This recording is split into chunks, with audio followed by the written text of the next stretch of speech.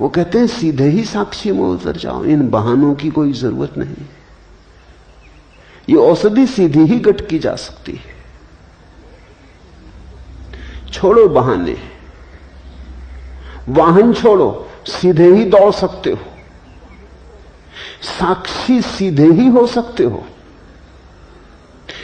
इसलिए जहां तक अष्टावक्र का संबंध है, साक्षी और ध्यान में कोई फर्क नहीं। लेकिन जहां तक और पद्धतियों का संबंध है, साक्षी और ध्यान में फर्क है। ध्यान है विधि, साक्षी है मंजिल। अष्टावक्र के लिए तो मार्ग और मंजिल एक है, इसलिए तो वो कहते हैं अभी हो जाओ आनंदित। जिसकी मंजिल और मार्ग अलग है, वो कभी नहीं कह सकता अभी हो जाओ। वो कहेगा चलो, लंबी यात्रा है, चढ़ो, तब पहुंचोगे पहाड़ पर। अष्टावक्र कहते हैं आंख खोलो, पहाड़ पर बैठे हो, कहां जाना, कैसा जाना। इसलिए अष्टावक्र के सूत्र तो अति क्रांतिकारी है। न तो ज्ञान, न भक्ति, न कर्म, तीनों ही इस ऊंचाई पर नहीं पहुंचते। शुद्ध साक्षी की बात है। ऐसा समझो कि दवाई गटकनी तक नहीं है, समझ लेना काफी है, बोध मात्र काफी है, सहारे की कोई जरूरत ही नहीं है, तुम वहां हो ही। लेकिन ऐसा होता है कि कुछ लोग असमर्थ हैं इस बात को मानने में। एक सूफी कहानी है। एक फकीर सत्य को खोजने निकला। अपने ही गांव के बाहर जो पहला ही संतों से मिला, एक वृक्ष के नीचे बैठे, उससे उसने पूछा कि मैं सद्गुरु को खोजने निकला हूं, आप बताएंगे कि सद्गुरु के लक्षण क्या हैं? उस फकीर ने लक्षण बता दिए। लक्षण बड़े सरल थे। उसने कहा ऐसे ऐसे वृक्ष के नीचे बैठा मिले, इस आसन में बैठा हो, ऐसी ऐसी मुद्रा हो, बस समझ लेना कि यही सद्गुरु है। चला खोजने। साधक कहते हैं 30 साल बीत गए, सारी पृथ्वी पे चक्कर मार चुका, बहुत जगह गया लेकिन सद्गुरु न मिला। बहुत मिले मगर कोई सद्गुरु न था। थका मांदा अपने गांव वापस लौटा। लौट रहा था तो हैरान हो गया, भरोसा ना आया। वो बूढ़ा बैठा था उसी वृक्ष के नीचे। अब उसको दिखाई पड़ा कि ये तो वृक्ष वही है जो इस बूढ़े ने कहा था, ऐसे ऐसे वृक्ष के नीचे बैठा हो, और ये आसन भी वही लगाया है, लेकिन ये आसन तो 30 साल पहले भी लगाया था। क्या मैं अंधा था? इसके चेहरे पे भाव भी वही, मुद्रा भी वही। वो उसके चरणों में गिर पड़ा, कहा कि आपने पहले ही मुझे क्यों ना कहा? 30 साल मुझे भटकाया क्यों? ये क्यों ना कहा कि मैं ही सद्गुरु? उस बूढ़े ने कहा मैंने तो कहा था, लेकिन तुम तब सुनने को तैयार न थे। तुम बिना भटके घर भी नहीं आ सकते। अपने घर आने के लिए भी तुम्हें 1000 घरों पर दस्तक मारनी पड़ेगी, तभी तुम आओगे। कह तो दिया था मैंने, सब बता दिया था कि ऐसे ऐसे वृक्ष की, यही वृक्ष की व्याख्या कर रहा था, यही मुद्रा में बैठा था, लेकिन तुम भागे भागे थे, तुम ठीक से सुन ना सके, तुम जल्दी में थे, तुम कहीं खोजने जा रहे थे। खोज बड़ी महत्वपूर्ण थी, सत्य महत्वपूर्ण नहीं था तुम्हें, लेकिन आ गए तुम। मैं थका जा रहा था, तुम्हारे लिए बैठा बैठा इसी मुद्रा में। 30 साल तुम तो भटक रहे थे, मेरी तो सोचो। इसी झाड़ के नीचे बैठा कि किसी दिन तुम आओगे तो कहीं ऐसा ना हो कि तब तक मैं विदा हो जाऊं। तुम्हारे लिए रुका था, आ गए तुम। 30 साल तुम्हें भटकना पड़ा अपने कारण। सद्गुरु मौजूद था। बहुत बार जीवन में ऐसा होता है, जो पास है वो दिखाई नहीं पड़ता, जो दूर है वो आकर्षक मालूम होता है। दूर के ढोल सुहावने मालूम होते हैं।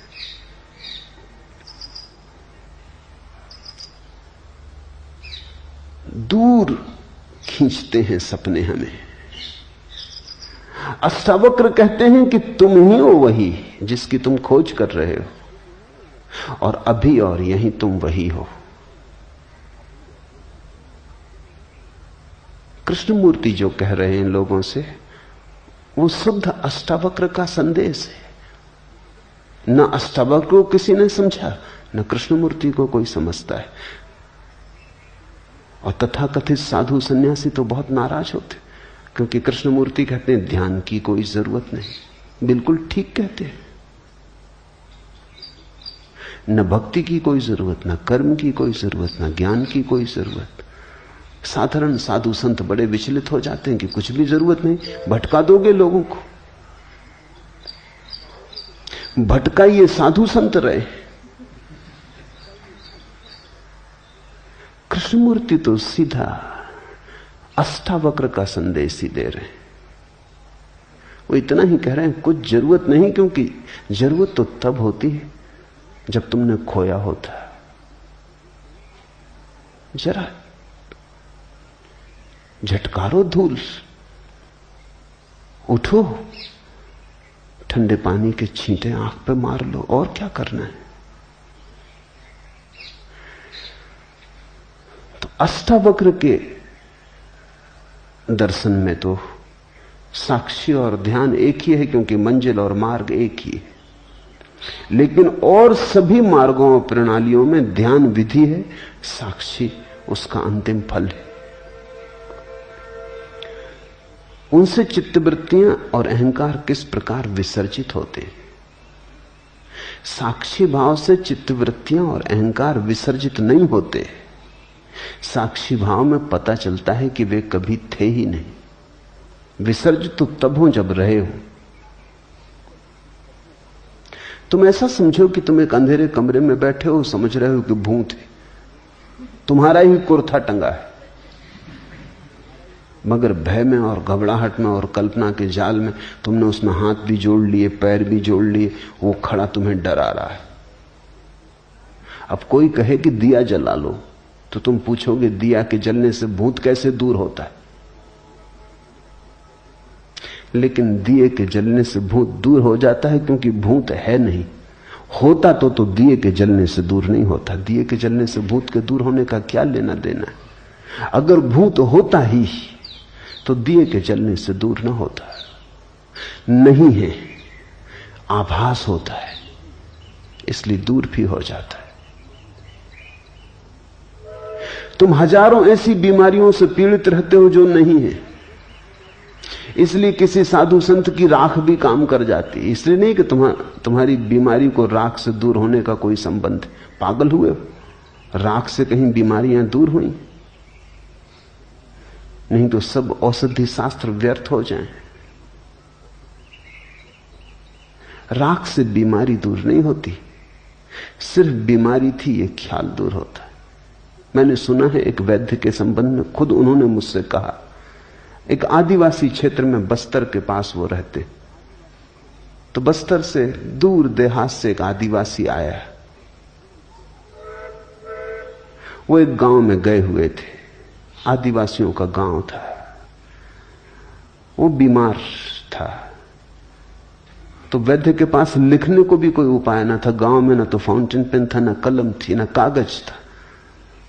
तो पास में पड़े हुए एक खपड़े पर पत्थर के एक टुकड़े से उन्होंने औषधि का नाम लिख दिया और कहा कि बस इसको तो 1 महीने भर घोंट के दूध में मिला के पी लेना, सब ठीक हो जाएगा। वो आदमी महीने भर बाद आया, बिल्कुल ठीक हो गया, स्वस्थ चंगा। वैद्य ने कहा दवा काम कर गई? उसने कहा गजब की काम कर गई, अब फिर एक और खपड़े पे लिख के दे दें। उसने कहा तेरा मतलब? उसने कहा खपड़ा तो खत्म हो गया, घोल के पी गए, मगर गजब की दवा थी। और वो ठीक भी होके आ गया है। अब वैद्य भी कुछ कहे तो ठीक नहीं, अब कुछ कहना उचित ही नहीं। वो मुझसे कहने लगे, फिर मैंने कुछ नहीं कहा, जब ठीक ही हो गया तो जो ठीक कर दे वो दवा। अब इसको और भटकाने में क्या सार है? ये कहना कि पागल, हमने दवा का नाम लिखा था, वो तो तूने खरीदी नहीं, वो प्रिस्क्रिप्शन कोई पी गए, मगर काम कर गई बात। बीमारी झूठी रही होगी, मनोकल्पित रही होगी। मनोवैज्ञानिक कहते हैं हमारी 100 में से 90 बीमारियां मनोकल्पित। और जैसे जैसे समझ बढ़ती है, ऐसा संभावना है कि 99% मनोकल्पित हो सकती है।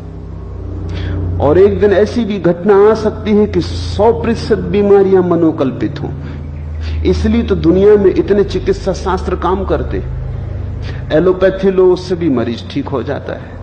आयुर्वेदिक लो, उससे भी ठीक हो जाता है। होम्योपैथी, उससे भी ठीक हो जाता है। यूनानी, उससे भी ठीक हो जाता है। नेचुरोपैथी से भी ठीक हो जाता है। और गंदे ताबीज भी काम करते हैं। आश्चर्यजनक है, अगर बीमारी वस्तुता है तो फिर बीमारी को दूर करने का एक विशिष्ट उपाय ही हो सकता है। सब उपाय काम नहीं करेंगे। बीमारी है नहीं। तुम्हें जिस पे भरोसा है, किसी को एलोपैथी पे भरोसा है, काम हो जाता है। बीमारी से ज्यादा डॉक्टर का नाम काम करता है। तुमने कभी ख्याल किया, जब भी तुम बड़े डॉक्टर को दिखा के लौटते हो जेब खाली करके, काफी फीस देके, आधे तो तुम वैसे ठीक हो जाते। अगर वही डॉक्टर मुफ्त प्रिस्क्रिप्शन लिख दे तो तुम्हें असर ना होगा। डॉक्टर की दवा कम काम करती है, चुकाई गई फीस ज्यादा काम करती। एक दफा ख्याल आ जाए कि डॉक्टर बहुत बड़ा, सबसे बड़ा डॉक्टर, बस काफी है। तुम पूछते हो अहंकार और चित्तवृत्तियां साक्षी भाव में कैसे विसर्जित होती हैं? विसर्जित नहीं होती हैं, होती तो विसर्जित होती हैं। साक्षी भाव में पता चलता है कि अरे पागल, नाहक भटकता था, अपने ही कल्पना के मृग जाल बिछाए, मृग तृष्णाएं बनाई, सब कल्पना थी। विसर्जित नहीं होती, साक्षी में जाग के पता चलता है थी ही नहीं। पूर्ण निरअहंकार को उपलब्ध हुए बिना क्या समर्पण संभव है? यह महत्वपूर्ण प्रश्न है। पूछने वाला कह रहा है पूर्ण निरअहंकार को उपलब्ध हुए बिना क्या समर्पण संभव है? लेकिन पूछने वाले का मन शायद अनजाने में चालाकी कर गया। निरअहंकार में तो पूर्ण जोड़ा है, समर्पण में पूर्ण नहीं जोड़ा। पूर्ण निरअहकार के बिना पूर्ण समर्पण संभव नहीं है। जितना अहंकार छोड़ोगे उतना ही समर्पण संभव है। 50% अहंकार छोड़ोगे तो 50% समर्पण संभव। अहंकार का छोड़ना और समर्पण दो बातें थोड़ी हैं। एक ही बात को कहने के दो ढंग हैं। तो तुम कहो कि पूर्ण अहंकार को छोड़े बिना तो समर्पण संभव नहीं, पूर्ण समर्पण संभव नहीं। धोखा मत दे लेना अपने को। तो सोचो कि समर्पण की क्या जरूरत जब पूर्ण अहंकार छूटेगा, और वो तो कब छूटेगा, कैसे छूटेगा? जितना अहंकार छूटेगा उतना समर्पण संभव है। अब पूर्ण की प्रतीक्षा मत करो, जितना बने उतना करो। उतना कर लोगे तो और आगे कदम उठाने की सुविधा हो जाएगी। जैसे कोई आदमी अंधेरी रात में यात्रा पर जाता है, हाथ में उसके छोटी सी कंदील है, 4 कदम तक रोशनी पड़ती है। वो आदमी कहे कि इससे तो 10 मील की यात्रा कैसे हो सकती? 4 कदम तक रोशनी पड़ती, 10 मील तक अंधेरा है, भटक जाएंगे। तो हम उससे कहेंगे तुम घबराओ मत, 4 कदम चलो। जब तुम 4 कदम चल चुके होगे, रोशनी 4 कदम आगे बढ़ने लगेगी। कोई 10 मील तक रोशनी की थोड़ी जरूरत है, तब तुम चलोगे। 4 कदम काफी है।